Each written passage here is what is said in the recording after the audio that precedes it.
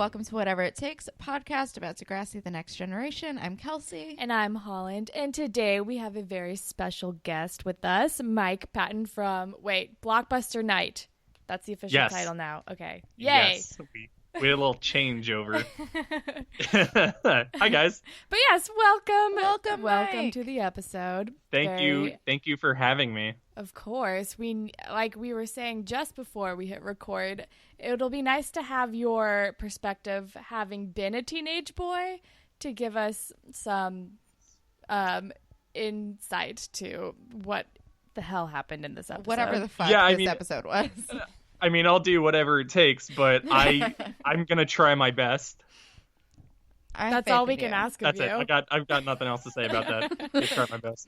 But today we are going to be talking about Season 7, Episode 15, Got My Mind Set on You. And to kick us off, Kelsey, will you please read us the Degrassi Wiki summary? I would love to. Okay.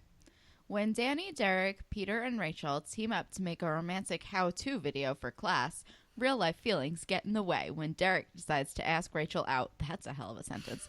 But it's Danny Rachel likes, and jealousy makes Derek do things he never thought he would. I like how this summary just assumes we know who Rachel is. Yeah, Rachel and she is a character we've never met. seen in our lives. Mm-mm. Is this the introduction of Rachel? Oh, yeah. Yeah, we've boy. never met her ever until this episode. What a great start. She really made an impression. Also, just, again, no mention of the B-plot, but that's fine. It was also a crazy B-plot. Crazy B-plot. In that Emma was off the rails. I mean, when is Emma not? Let's be real.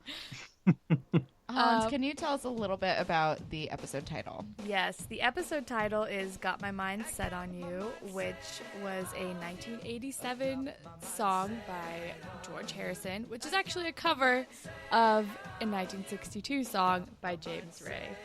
But I think it's pretty apt for the episode because Derek's got his mind set on Rachel, Rachel's got her mind set on Danny, Peter's just there to be creepy with his camera. As Peter does. Also, Emma has her mind set on Damien, way too hard.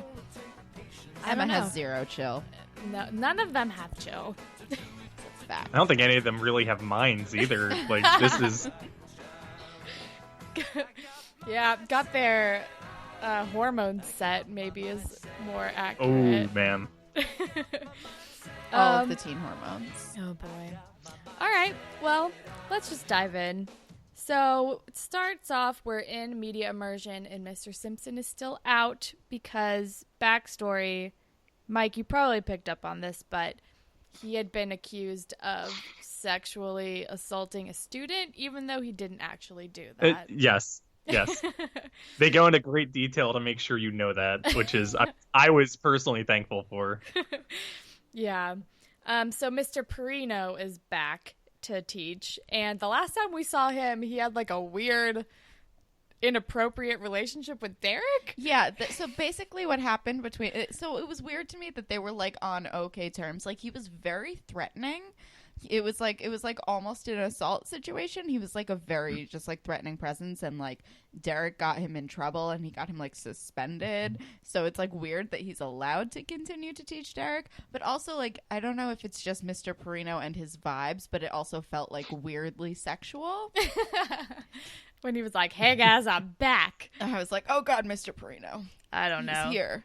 But he sets the assignment that everyone in class needs to make a how-to video, some service journalism for the world, that nobody asked for from these children. But Peter goes over to Danny and Derek, and he's like, Darcy's reconnecting with her parents, so let's be partners. And they're like, oh, so we're only good enough to be partners when she's gone? And Peter's like, yeah, no doubt, and goes in for a handshake. I actually loved that line, that moment, because that kind of set up the whole relationship between them for me. It was cool. I like where this is going. I mean, it was just nice to see Peter so transparent about his relationship with Danny and Derek. This episode is the most I've liked Peter in a long time. Yeah, but still, I mean, I was still Peter. Wary of him handling a camera. Peter should not be allowed to be near a camera. Ever. But it was nice. And then Danny and Derek, aka Double D, come up with the project to be how to get girls, because clearly they know how to do that. And I can't get past Double D. It's just so dumb. And then Peter's like, oh yeah, sure, like I bet you can't get Rachel over there to, I don't know, which are they being mean? Is Peter being mean about Rachel, like you can't even get Rachel, or is he just like picking a random girl?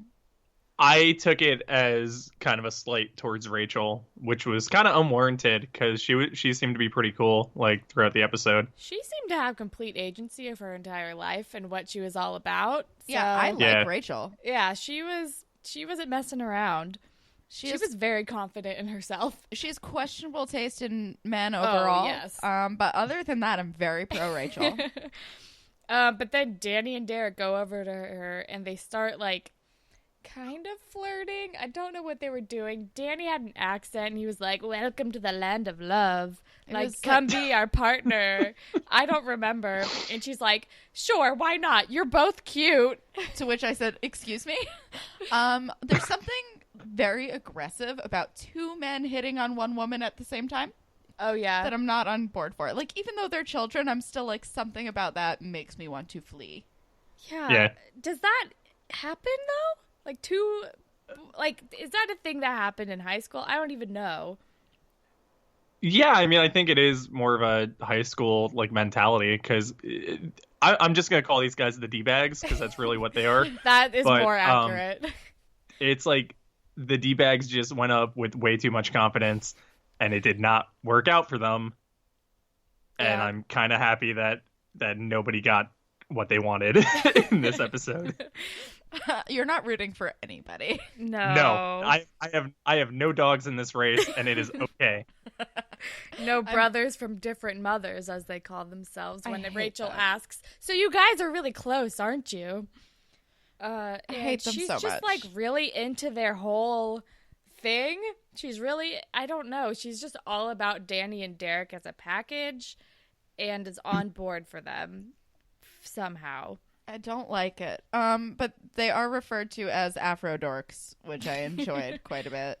Like, it's accurate. It is correct. Also, how to get girls is a dumb fucking idea for a how-to video, especially coming from these idiots. But like, just in general, it really should never have been approved. No, but Mr. Perino is like barely a teacher. I feel like Mr. Perino didn't require any of them to run their ideas past him in the first place, because when they end up presenting the project, it's completely different from what they originally set out to do. And he didn't. Yeah, that's why they got a C+. And he did, but I feel like he just didn't even know what they would have done anyway. And he's like, "All right, that's what you came up with? No, bye." Mr. Perino is like barely in control of any classroom he enters. He just does not want to be there. He reminds me of a shittier version of like my high school history teacher who would like leave. He would just leave. He would get on his motorcycle with golf clubs on his back and leave.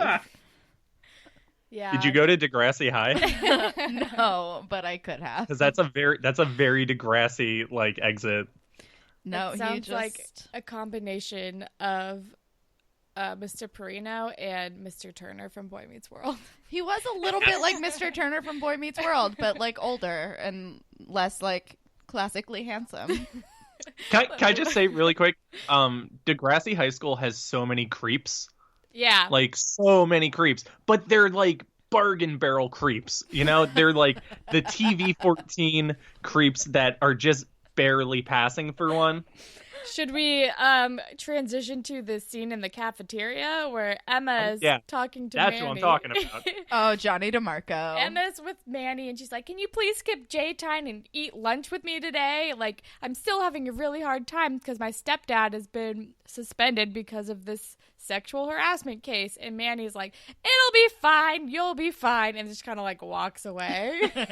Wait, so is Jay at the school? Is he allowed to be there? I feel like Manny like leaves for lunch to to go see Jay. Oh, that makes sense. Because I was like, he's been expelled. He should not be allowed back in that school. And then Johnny DeMarco comes up to Emma and is like, so when's your stepdad coming back? And then he's like, Mr. Perino's here. I kind of miss. I feel like Johnny DeMarco genuinely misses Mr. Simpson. He really does. But then Bear Juggalo is a creep. Bear Juggalo. I can't remember what his name is. I don't know. Do we know his name yet? I think it's Nick. Is he the one that impregnated Mia? I think so, but I don't think we've learned that yet. Oh, well, spoiler alert. He's Mia's The man baby who daddy. looks 35 is a creep to Emma.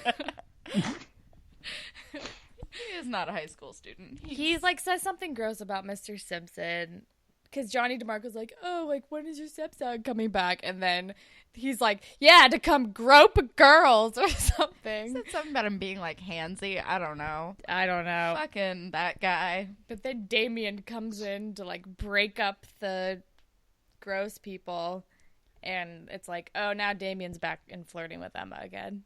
Cool. And that's kind of that whole scene. It's the whole thing. Really sets up the B plot. Oh, yeah. Oh, boy. It's a Her whole knight thing. in shining armor, who she becomes unhealthily attached to. Mike, you haven't met Damien yet. What are your first impressions of the Lakehurst people? Like all these new Oh, guys. yeah.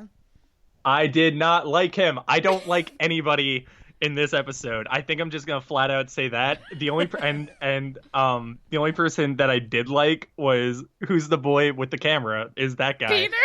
Peter. I like him because I have no context to anything else that he does. And he just shows up. He's like, "Hey guys, well, I'm here for you now." And they're like, "Oh, okay, cool." It's like, "Yep, I'm not gonna do shit this whole episode." It's like, "All right, great.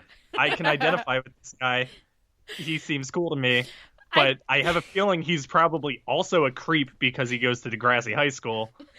Yeah, his introduction to the show is filming Manny just flashing a camera and distributing it to the entire school. Well, now I don't like this guy. Yeah, he's kind of notoriously an asshole, but once in a while he'll like just show up and be good. He's very good in a crisis. He's great in a crisis, we've learned. and he's good as like a side character who doesn't matter, is like just there for the quips. Otherwise, he's usually terrible. Actually, like the only genuinely good character in this episode who made any appearance was probably Manny and maybe Mr. Simpson, but they weren't there very often. They weren't the main players in either plot. Yeah, I mean, I did feel bad for Mr. Simpson the entire time because he's just like, it's a very real problem trying to get your career and your life back after false accusations, and it just felt like nobody gave a shit. Yeah, especially Emma, who... Well, yeah, Emma's just like, well, what about me? It's like, Emma, like, read the room. There's stuff bigger than you going on right now. I mean, if Emma was a real housewife, when she turned around to face the camera, her tagline would be, "But what about me?" Emma would throw her drink across the room and then go and drink it up, probably. I don't know. She That's to not waste it. Well, yeah. she wouldn't waste it, but she would also scream, "But what about me?" Because that's like Emma's entire vibe is just, "But wait, I'm also here." Yeah, that's very true. But then we're at the pool hall where I guess everybody at Degrassi hangs out at now. And Danny and Derek and is Rachel there? Rachel's there, And but she's not Peter- like talking to They're all them. like hanging out at the pool hall, and Danny and Derek are talking about how they're like fighting over which one of them Rachel likes, and Danny's like, LL Cool D, like, ugh. Yeah. And then Derek's like, nuh-uh, like she's eyeing me like a fat guy does a rack of ribs, and Which is it's not just even like, an expression. what? And then, but then they're like, but wait, like double D forever. Like we can't let a girl get in the way of our friendship. Spoiler, they do. I just wrote, yes, that will last, I'm sure. Yeah.